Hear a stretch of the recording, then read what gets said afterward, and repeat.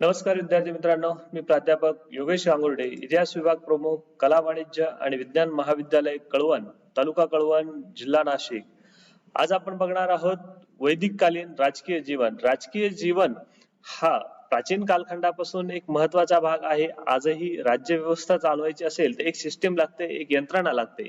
ती यंत्रणा प्राचीन काळामध्ये कशा स्वरूपात अस्तित्वात होती याचा अभ्यास आज या ठिकाणी आपण बघणार आहोत.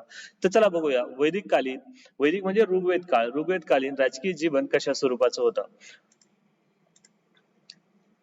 आर्य भारतात प्रथम सप्तसिंधूच्या प्रदेशात दाखल झाले. हे आपण याच्या अगोदरच्या व्हिडिओमध्ये बघितलं आहे. आर्यांच्या आगमनामध्ये ते सप्तसिंधूच्या प्रदेशामध्ये आले. आर्यांच्या आगमनावेळी या ठिकाणी दास, दासू व पनी आदी अनार्य जमाती या वस्त्या करून राहत होत्या. भारताबाहेरून एकाच वेळी आर्य हे भारतात आलेले नाही. भारताबाहेरून हे यांचे आक्रमण ही शतकानुशतके चालू राहिलेली आहे. भरत, यदु, तुर्वार, अनु, युर आदी आर्यवंशीय लोक एकामागून एक हे भारतात येत राहिलेले आहे. आणि यांच्या अनार्यांशी हा संघर्ष व आर्यांशी सुद्धा, अनार्यांशी झाला असं काही नाही, तर आर्यांशी सुद्धा आपापसात संघर्ष हा होत राहिलेला आहे.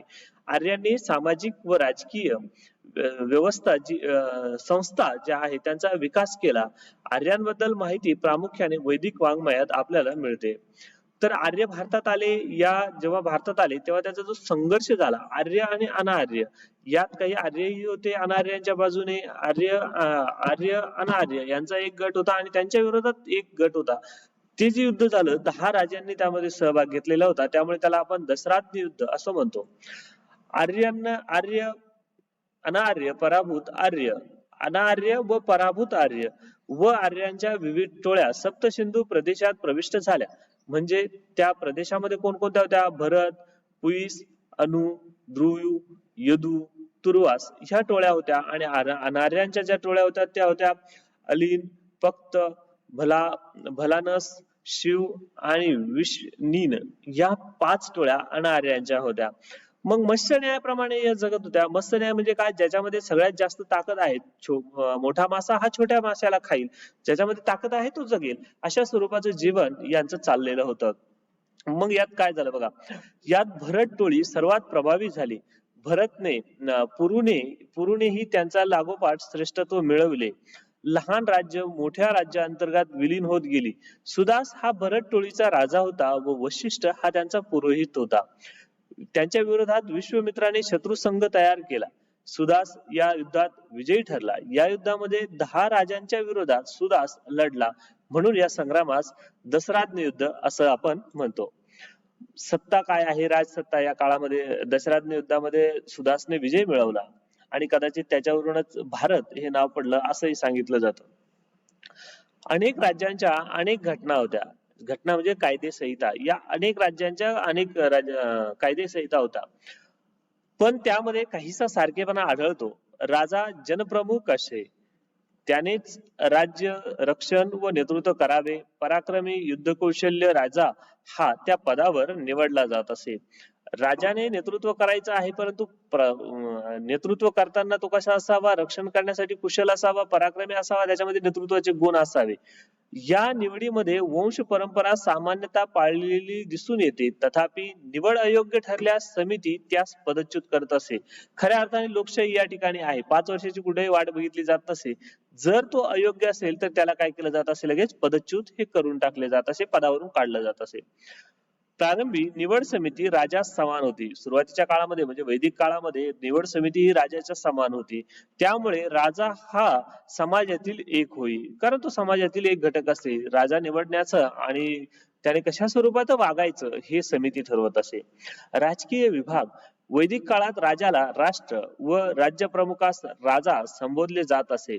राज्याच्या प्रांतास जन, जर समजा आपण महाराष्ट्र हे राज्य जर धरलं असेल त्या काळात, तर त्याच्यामध्ये प्रांत, जर नाशिक आहे तर त्याला एक प्रांत मानलं जात असे आणि तो प्रांत प्रमुखास गोप असं म्हटलं जात असे.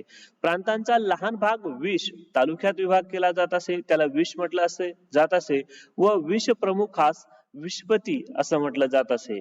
राष्ट्राचा सर्वात छोटा घटक जो आहे तो ग्राम. ग्राम म्हणजे गाव, खेड. आपलं खेड जे आहे त्याला ग्राम म्हटलं जात असे आणि ग्राम प्रमुखास ग्रामणी असे संबोधले जात असे.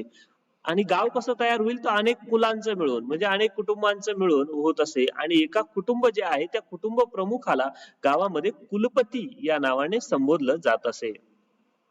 मग राजा कसा होता?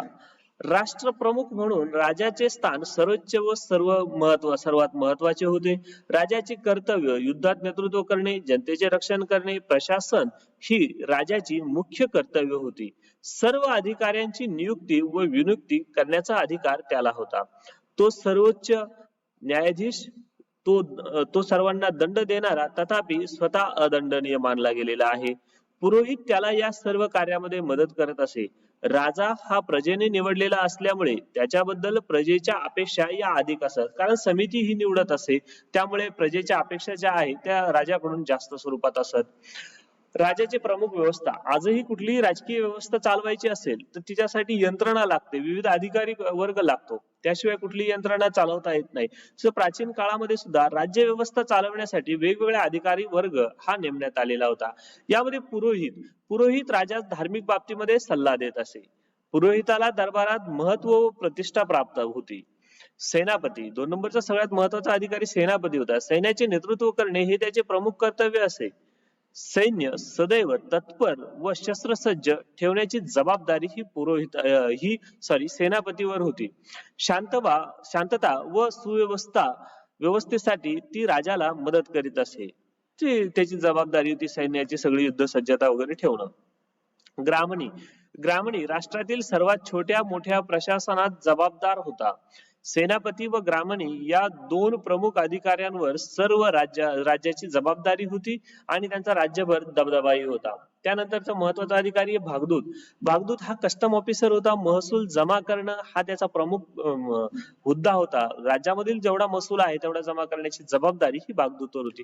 संग्रहित कोषागार प्रमुख, भागदूतने जमा केलेला जोही महसूल असेल तो व्यवस्थित काटेकोरपणे सांभाळून ठेवणे आणि त्याची देखरेख ठेवणे ही जबाबदारी जी आहे ती संग्रहित याच्यावरती होती.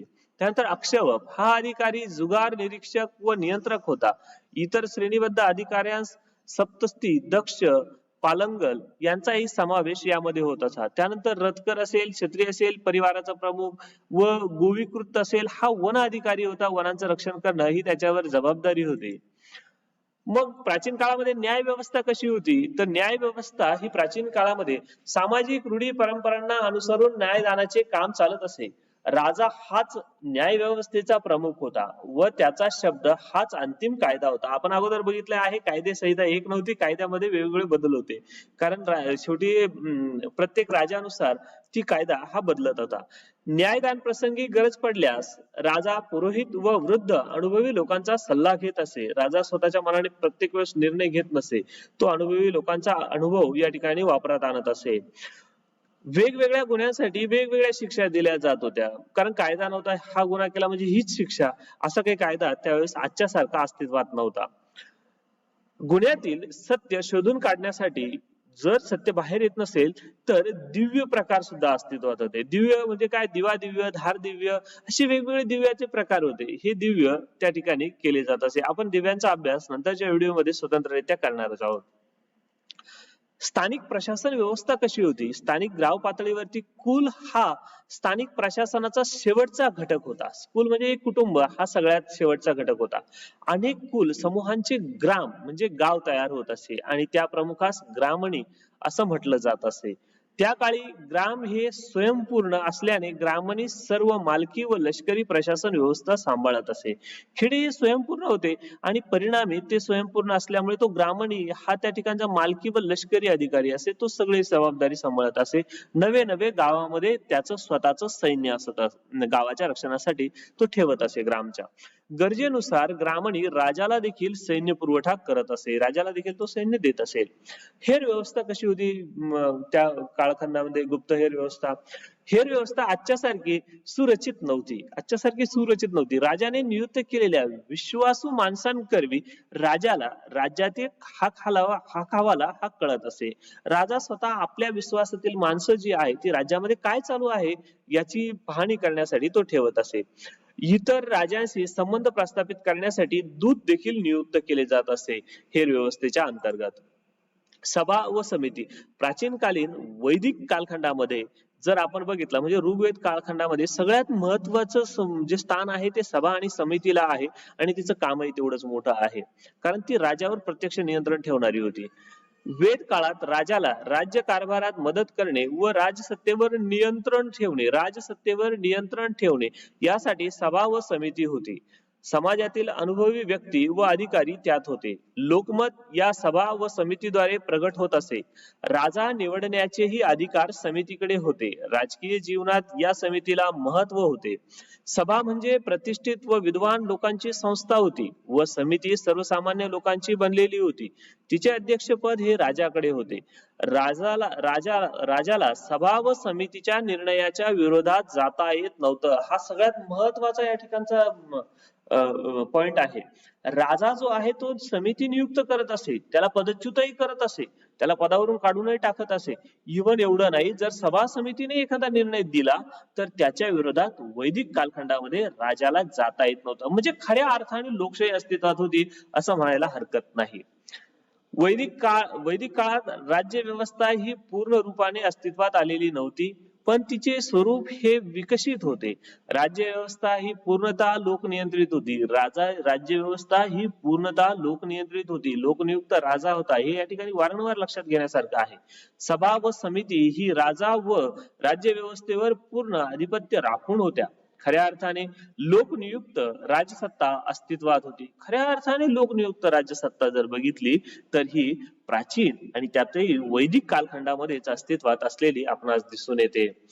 धन्यवाद. यानंतर आपण ज्या नंतरच्या व्हिडिओ आहे त्याच्या लिंक या ठिकाणी दिल्या आहे, याच्या अगोदरच्याही लिंक दिलेल्या आहे आणि बाकीच्या लिंक ज्या आहेत त्या डिस्क्रिप्शन मध्ये दिलेल्या आहे, तर त्या तुम्ही बघू शकतात. धन्यवाद.